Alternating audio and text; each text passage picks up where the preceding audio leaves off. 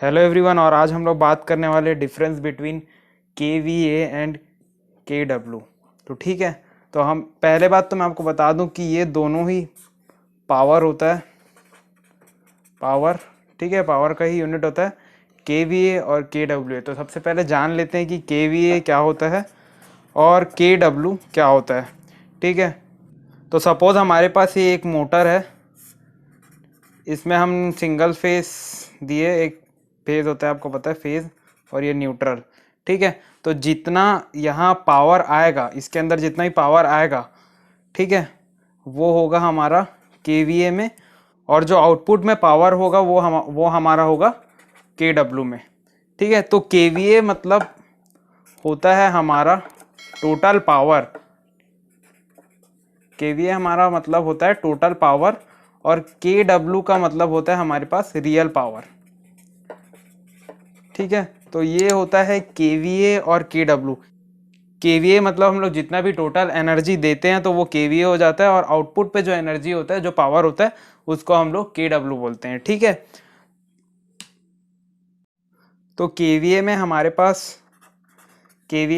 पास voltage होता है, जिसके लिए हम लोग V लिखते हैं, और करंट, वोल्टेज और power is equals to voltage into current होता है। ठीक है, तो ये होता है करंट का I होता है, जिसको हम लोग A से रिप्रेजेंट करते हैं, एम्पियर से रिप्रेजेंट करते हैं। तो KVA, और बड़ा नंबर होने के कारण हम लोग किलो लगा देते हैं, तो ये हो जाता है हमारा KVA। और KW में क्या होता है, हमारे पास वोल्टेज तो होता ही है, करंट भी होता है, उसके साथ साथ वेस्ट भी होता है। वेस्ट जो पावर जो यहाँ वेस्ट हो जाता है ना मोटर में, जैसे कि हम लोगों ने KVA दिया, फिर कुछ यहाँ पावर वेस्ट हो जाता है, मतलब कुछ, तो जो आउटपुट होता है हम लोग यहाँ पे उसको पावर फैक्टर से लिखते हैं। वेस्ट जो होता है वो पावर फैक्टर होता है। तो ठीक है, KW में हम लोग के पास क्या होता है, वोल्टेज होता है, करंट होता है, पावर फैक्टर भी होता है। और KVA में हम लोग के पास केवल ये होता है, वोल्टेज होता है और करंट होता है।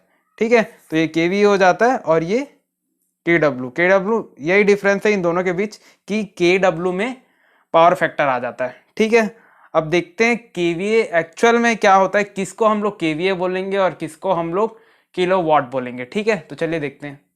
तो हम लोग कैसा पता करेंगे कि किसी की रेटिंग KVA में होगी या KW। किसी चीज़ का रेटिंग देखना है कि आपको पता करना है कि KVA में क्यों रेटिंग है और किलोवाट में क्यों रेटिंग दिया हुआ है। तो अगर हम लोग यहाँ से देंगे इलेक्ट्रिकल एनर्जी और हम लोग को बाहर भी इलेक्ट्रिकल एनर्जी मिलेगा, तो एब्सोल्युटली इसका रेटिंग होगा KVA में। ठीक है, और अगर हम लोग इलेक्ट्रिकल एनर्जी देंगे और हम लोग को बाहर मिलेगा मैकेनिकल एनर्जी, ठीक है, तो वो होगा किलोवाट में। ठीक है, ये तो हम लोग देखते हैं मोटर में, मोटर देखते हैं कि हम लोग इलेक्ट्रिकल एनर्जी देते हैं तो हम लोग को वो रोटेट करके देता है मोटर। ठीक है, तो वो मैकेनिकल हो गया, रोटेशन जो हो रहा है। इलेक्ट्रिकल एनर्जी देने के बाद अगर मैकेनिकल एनर्जी होता है तो वो उसका रेटिंग किलोवाट में होगा। अगर इलेक्ट्रिकल एनर्जी दिए और बाहर भी इलेक्ट्रिकल एनर्जी मिल रहा है तो वो होता है, उसका रेटिंग होता है KVA में। हम लोग देखेंगे हमारे ट्रांसफार्मर में, तो वो KVA रेटिंग में होता है। अगर हम लोगों को किलोवाट को KVA में चेंज करना है तो बेसिकली हम लोग KVA को डिवाइड कर देंगे पावर फैक्टर से। ठीक है, अगर हम लोग को KVA को किलोवाट में चेंज करना है, किलोवाट को KVA में चेंज करेंगे तो हम लोग को डिवाइड कर देंगे KVA को पावर फैक्टर से। ठीक है, और अगर हम लोग को KVA को किलोवाट में चेंज करना है तो हम लोग किलोवाट को डायरेक्टली इंटू कर देंगे पावर फैक्टर से। तो ये पावर फैक्टर का ही डिफरेंस होता है इन दोनों में।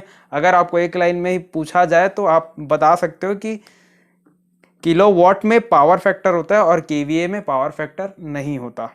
तो हम लोगों ने जान लिया कि KVA की रेटिंग किस किस में होती है और किलोवाट किस किस में रेटिंग होता है। मोटर का रेटिंग वगैरह होता है तो हम लोग किलोवाट में देखते हैं, और जैसे ट्रांसफार्मर हो गया, MCB हो गई, तो वो KVA में होता है। अगर आपको वीडियो अच्छी लगी तो वीडियो को लाइक कर देना और सब्सक्राइब कर देना ऐसी ही इलेक्ट्रिकल इन्फॉर्मेशन के लिए। मिलते हैं अगली वीडियो में। Thank you very much.